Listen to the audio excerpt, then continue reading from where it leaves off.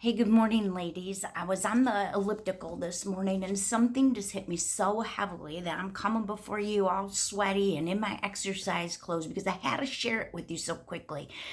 There have been several times when I have been asked of late, Bunny, do you think that the return of Jesus is imminent? And my answer has been each and every time that what I know for certain is that each day that we live, we are one day closer to the return of the Messiah.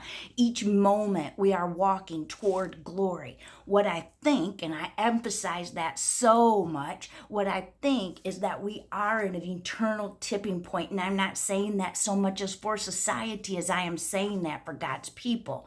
I want you to remember the 12 spies that were sent out in Numbers 13. Two came back ready to go, ready to conquer the promised land that God had given them as their possession. But the other 10, they were giving and spreading a bad report. And that attitude of negativity, that attitude of defeat spread quickly throughout the whole Israelite nation. And they began to look back at what they used to have. Even in their captivity, they dreamed about things that simply did not exist. And they said it was all at no cost to us. They said that they sat around full pots of meat, filling themselves.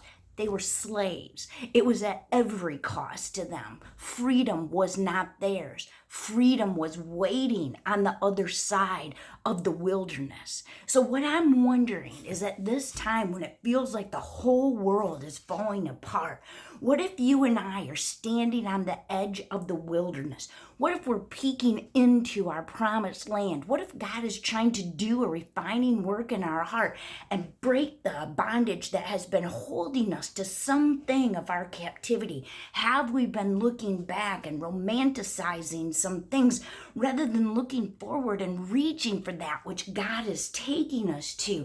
Might it be that if we participate in creating an environment of fear, that we're keeping people from trusting the Lord? Might it be for you and I that this is the time that God is going to lead us in to conquer those things which have been conquering us?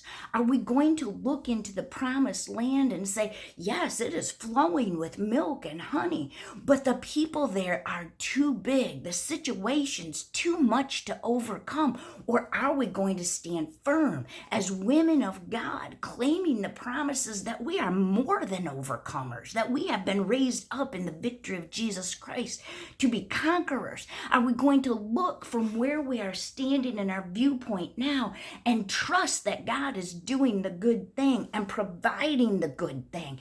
I'm just asking. Can you ask your soul those questions today? I am asking myself those questions today. Am I the spy that's spreading the bad report? Or am I one that will say, God is bigger, greater is he that lives in me than he who lives in the world? Am I one that will lead the charge in courage? Ladies, we've got to armor up. We've got to know where we are standing in eternity at this time. We've got to challenge ourselves to be refined, to be purified, and to stand with conviction as women of steel that we will possess all that the Lord has set aside for us.